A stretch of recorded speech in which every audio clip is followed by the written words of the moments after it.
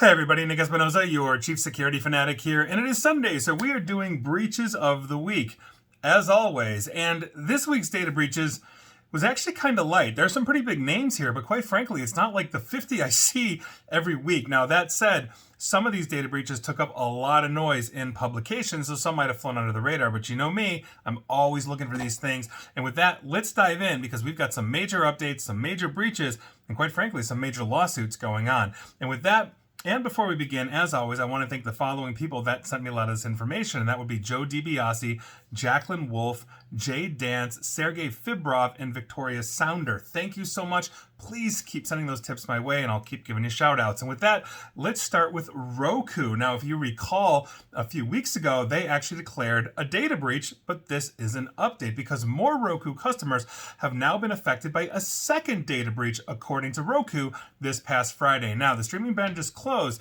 a breach affecting 576,000 user accounts, which is way up from the 15,000 they declared just a few weeks ago.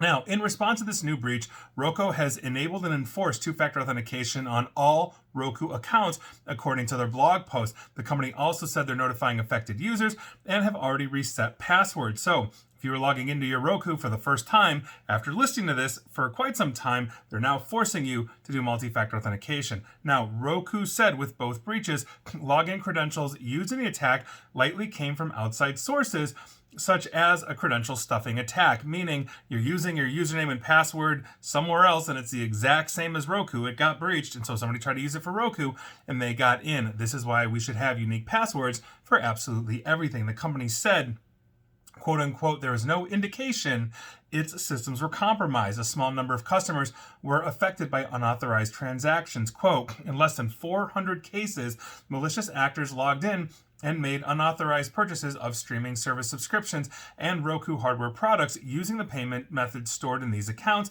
but they did not gain access to any sensitive information, including full credit card numbers or other full payment information, end quote. Roku is reversing or refunding those charges. So heads up to you if you use Roku for all your streaming needs. Moving on, Greylock McKinnon Associates, or GMA. This is actually kind of a big one. They're a Boston consulting firm that provides litigation support, and they just suffered a data breach impacting 341,650 individuals. Now, according to the GMA breach notice, excuse me, a security incident was detected on May 30th of last year, with subsequent forensic investigation revealing that they had been a victim of a sophisticated cyber attack. Now, the exposure of sensitive personal data was detected on February 7th of this year.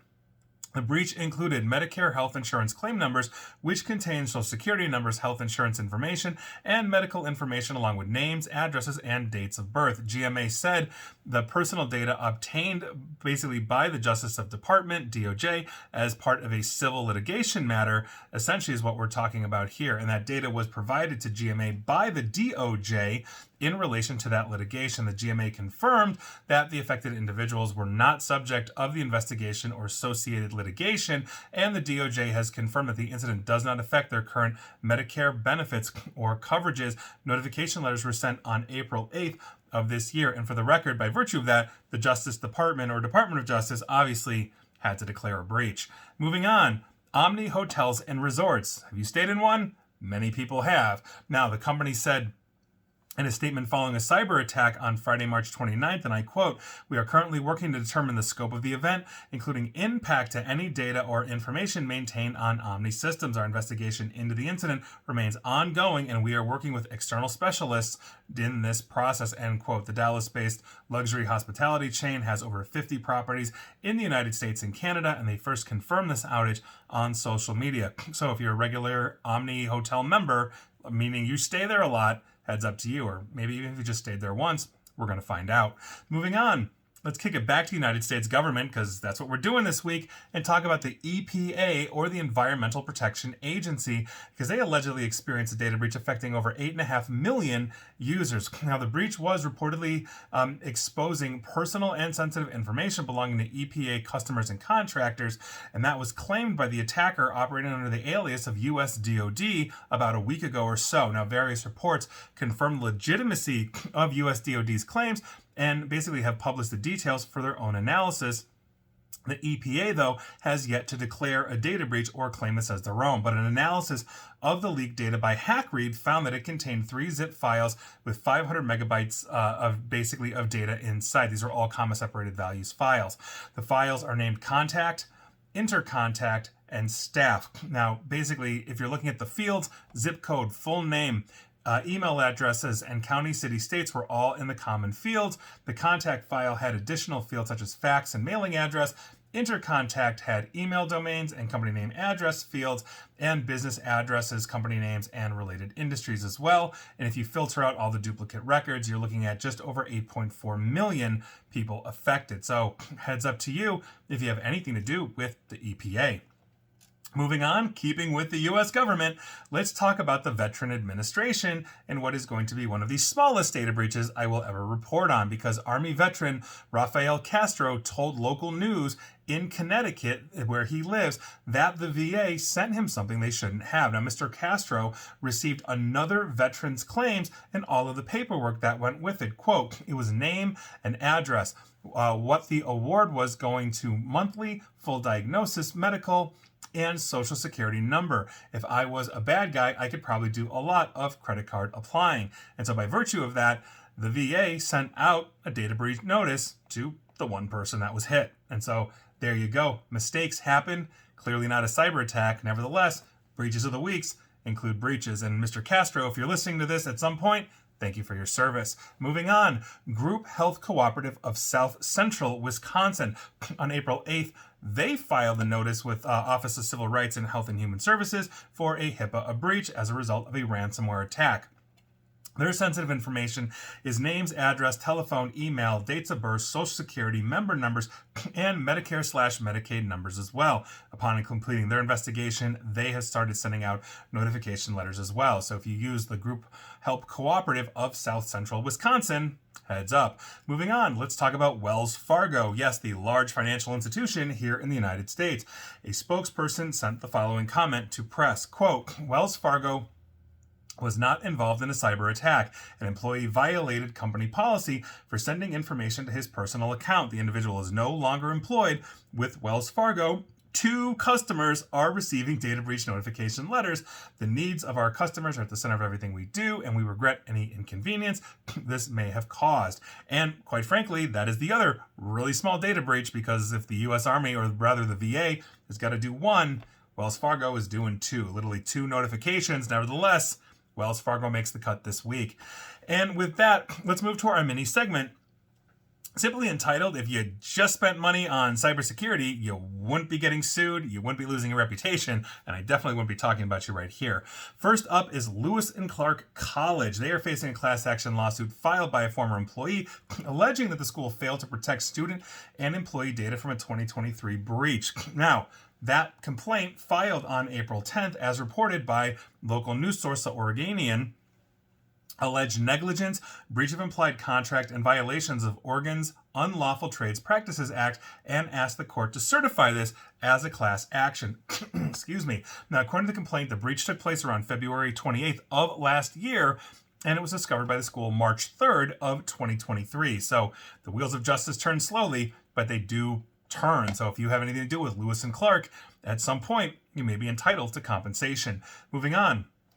Hope College class action lawsuit against Hope for a 2022 data breach is being settled for $1.5 million. Now, the lawsuit, which was filed in December of 2022, stems from a September 27th data breach of that same year. The investigation found first and last names, birth dates, social security, driver's license, and student IDs had been compromised. So if you went to Hope College as a student, you definitely are entitled to compensation. Moving on. Oric, Harrington, and Sutcliffe LLP. You might remember I've talked about Oric off and on, as other organizations have had to declare data breaches as a result of theirs.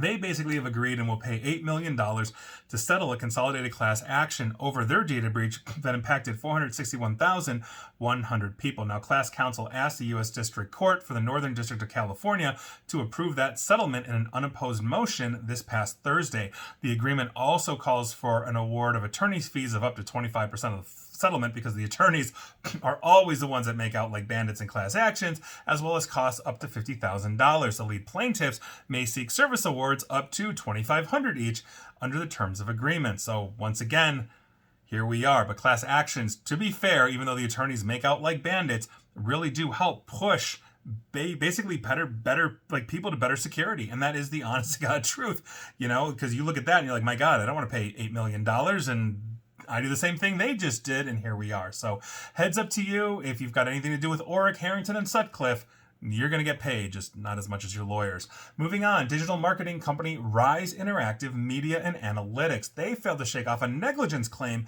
in a proposed consumer class action over a data breach that exposed personal identifiable information, and that's according to a federal trial court that just ruled. Lead plaintiffs Tiffany Roper and Heidi Emmerling are customers of a medical supply company that sent their shared personal information with Rise, which suffered a data breach on November 14th, of 2022. Now, following that breach, somebody attempted to open a bank account in Emmerling's name, and Roper's insurance informed her that somebody tried to use her health insurance to fill a prescription. So they can clearly basically denote damages, and by virtue of that, they're going to get compensation. So we'll see what happens. But if you have anything to do with Rise Interactive, you might want to check that one out. Moving on, let's talk about Global Tel Link. 3 words. Now, this company is essentially the one that gave electronic tablets to South Dakota prison inmates under a contract with the state, and they hid a 2020 data breach for 9 months and then only told a fraction of the affected users basically about that. That's according to a settlement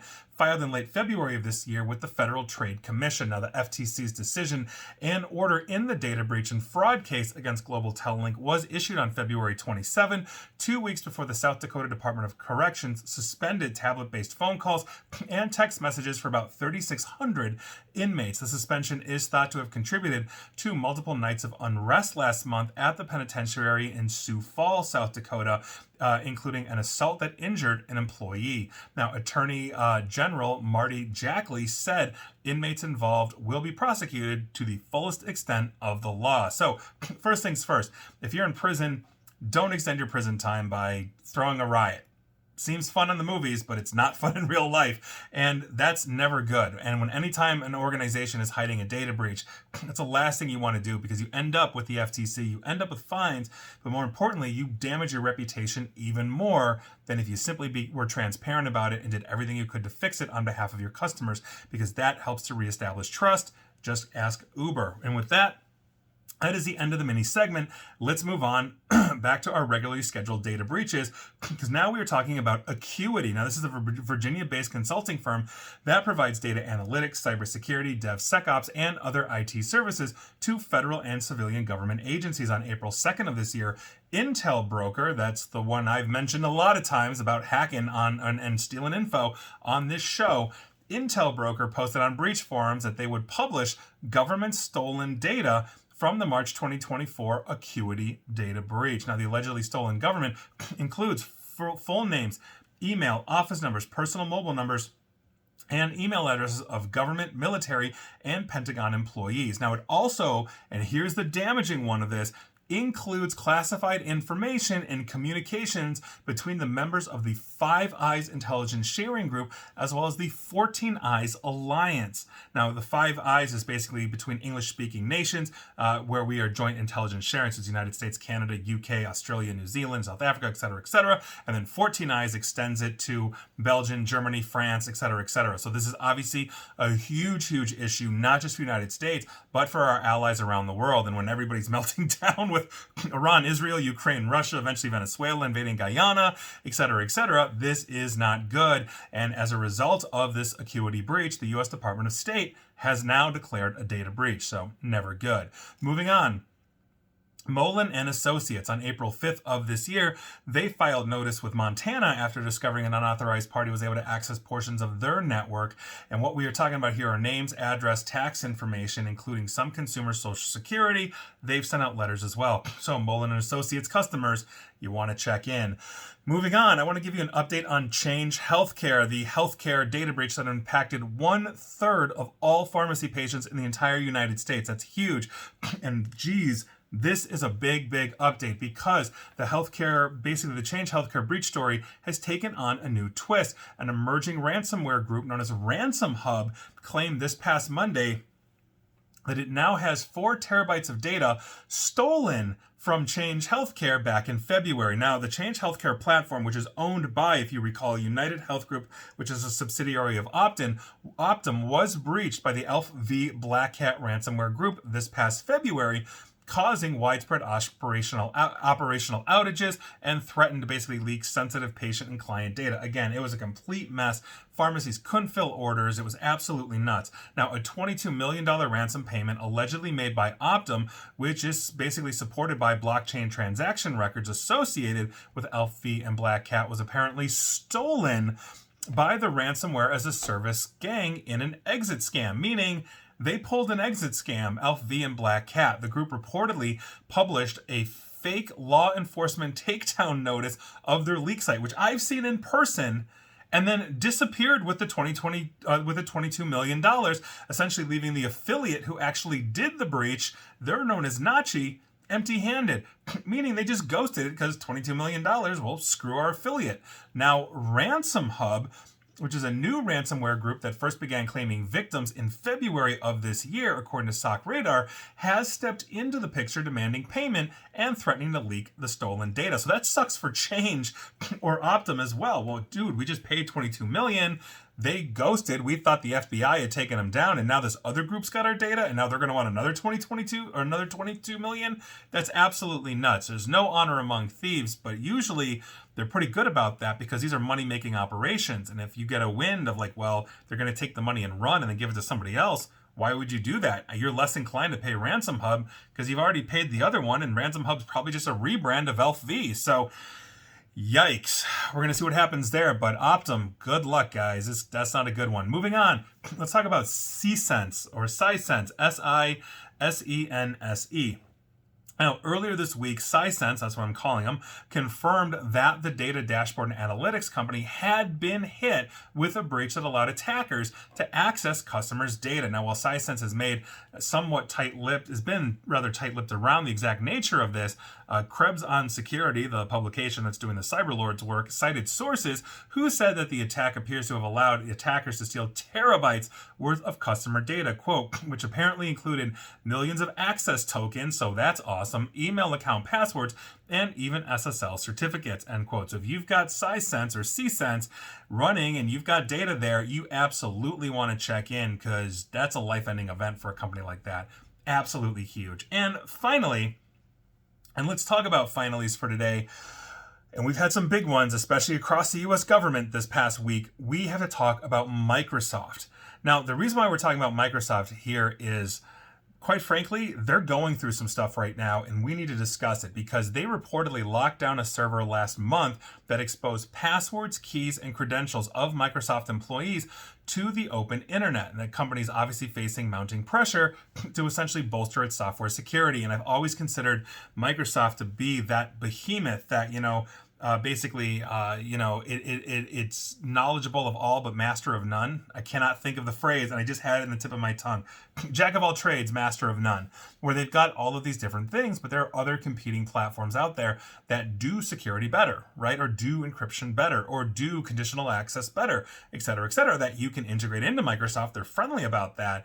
But this is obviously an issue. Now, according to TechCrunch, 3 security researchers at SOC Radar discovered that an Azure-hosted server storing sensitive data linked to Microsoft's Bing search engine was left open with no password protection, meaning it could be accessed by anyone online. That is just unconscionable for a company the size of Microsoft. Now, the server contained a variety of security credentials used by Microsoft employees to access internal systems that was housed within various scripts, code, and configuration files as well. Now, one of the researchers from SOC Radar, Ken Yolery, told TechCrunch that the attackers could potentially use this exposed data to find and access other areas where Microsoft stores internal data, which, quote, could result in more significant data leaks and possibly compromise the services in use, end quote. And that's not to say that it hasn't already happened. or they've already been lining that up and maintained persistence. Microsoft was notified about the vulnerability on February 6th. They locked it down by March 5th, 1 month later, minus a day, which again is not a good sign. And it's unclear if anyone else accessed that exposed server. And so there you go. But this is what we're talking about. Now, the reason why this is my finally is because, one, that's unconscionable for Microsoft. In the same way it was for SolarWinds, they have a password like SolarWinds123 on a production server that was very easily guessable.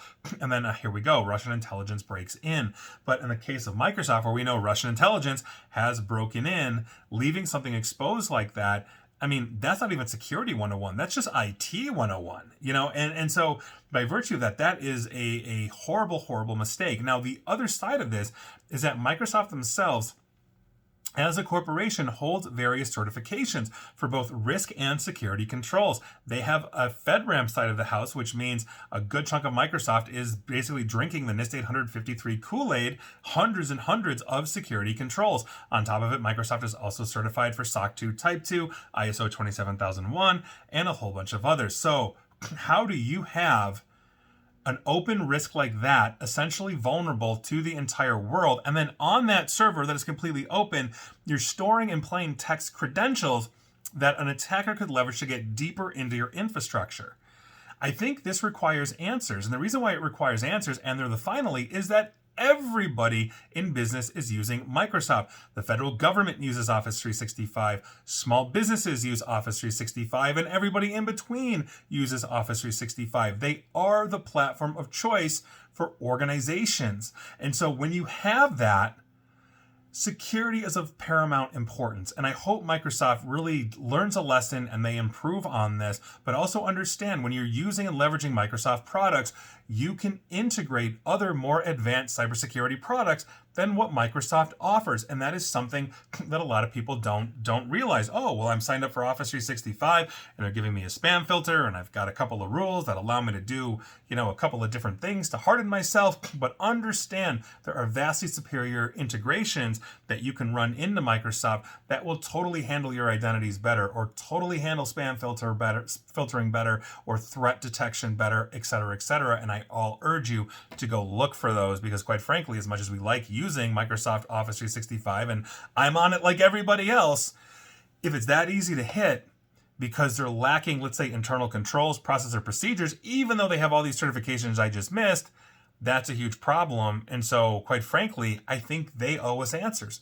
And we're going to see. And I wish them the best of luck, as I wish all of these companies and organizations that get breached the best of luck. We're all in cybersecurity together. We make ourselves stronger when we are transparent and we are sharing intelligence. So I hope Microsoft comes out completely about this, and we'll see what happens. But those were your breaches of the week.